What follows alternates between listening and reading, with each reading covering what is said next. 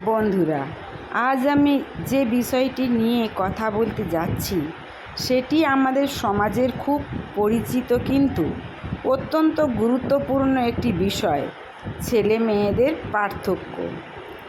আমরা জন্মের পর থেকেই একটি বিষয় শিখে ফেলি, কে ছেলে কে মেয়ে, আর সেই সঙ্গে শুরু হয় আলাদা করে দেখা, আলাদা করে ভাবা। ছেলেদের জন্য একরকম নিয়ম আর মেয়েদের জন্য আর এক রকম নিয়ম।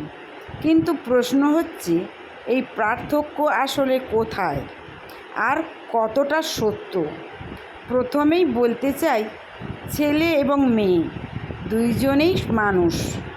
তাদের অনুভূতি আছে, স্বপ্ন আছে, প্রতিভা আছে। পার্থক্য থাকতেই পারে, কিন্তু সেই পার্থক্য কখনোই বৈষম্যের কারণ হওয়া উচিত নয়। শারীরিক দিক থেকে কিন্তু কিছু পার্থক্য অবশ্যই রয়েছে। সাধারণভাবে ছেলেরা একটু বেশি শক্তিশালী হয় আর মেয়েরা তুলনামূলকভাবে কোমল হয়। কিন্তু এই পার্থক্য কোনো মানুষের যোগ্যতা নির্ধারণ করে না। একজন মেয়েও কঠিন কাজ করতে পারে, আবার একজন ছেলেও সংবেদনশীল ও কোমল হতে পারে। মানসিক দিক থেকেও আমরা অনেক সময় বলি, মেয়েরা বেশি আবেগপ্রবণ আর ছেলেরা বেশি দৃঢ়। কিন্তু বাস্তবে এই বিষয়টি পুরোপুরি সত্য নয়, কারণ প্রত্যেক মানুষের ব্যক্তিত্ব আলাদা। একজন ছেলে যেমন কাঁদতে পারে, তেমনি একজন মেয়েও শক্তভাবে সব কিছু মোকাবিলা করতে পারে। আমাদের সমাজে দীর্ঘদিন ধরে কিছু ধারণা চলে আসছে, যেমন ছেলেরা বাইরে কাজ করবে, মেয়েরা ঘরে থাকবে, ছেলেরা কাঁদে না, মেয়েরা দুর্বল। এই ধরনের ধারণাগুলো আমাদের মনকে সীমাবদ্ধ করে রাখে।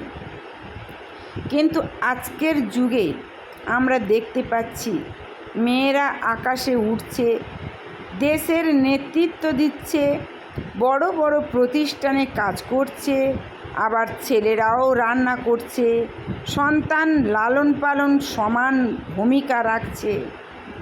তাই বন্ধুরা, আসল সমস্যা পার্থক্য নয়, সমস্যা হলো বৈষম্য। আমরা অনেক সময় পার্থক্যকে অজুহাত বানিয়ে এক পক্ষকে ছোট করি, অন্য পক্ষকে বড় করি। অথচ সত্য হলো, একজন ছাড়া অন্যজন অসম্পূর্ণ। একটি পরিবারের কথা ভাবুন, একজন মা যেমন সন্তানের যত্ন নেন, একজন বাবাও তেমনি দায়িত্ব পালন করেন। দুইজনের ভূমিকা আলাদা হতে পারে, কিন্তু গুরুত্ব সমান। শিক্ষার ক্ষেত্রেও আমরা আগে অনেক বৈষম্য দেখেছি। অনেক মেয়েকে পড়াশোনা করতে দেয়া হতো না, কিন্তু এখন সেই পরিস্থিতি বদলাচ্ছে। কারণ আমরা বুঝতে পারছি, একজন শিক্ষিত মেয়ে মানে একটি শিক্ষিত পরিবার, একটি উন্নত সমাজ। আজকের পৃথিবীতে সফলতার জন্য দরকার দক্ষতা, পরিশ্রম এবং আত্মবিশ্বাস। সেখানে ছেলে না মেয়ে এটা কোনো বাধা নয়। যে চেষ্টা করবে, যে নিজের উপর বিশ্বাস রাখবে, সেই এগিয়ে যাবে। বন্ধুরা, আমাদের চিন্তাধারা বদলাতে হবে। ছোটোবেলা থেকেই ছেলে মেয়েদের সমানভাবে বড় করতে হবে। তাদের শেখাতে হবে, তুমি মানুষ, তোমার স্বপ্ন আছে, তুমি পারবে।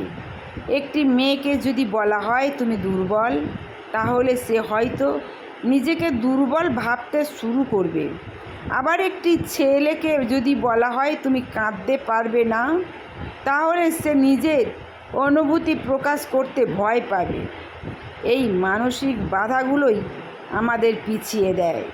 তাই আমাদের উচিত ছেলে মেয়েদের মধ্যে পার্থক্য নয়, বরং সমতা শেখানো, তাদের উৎসাহ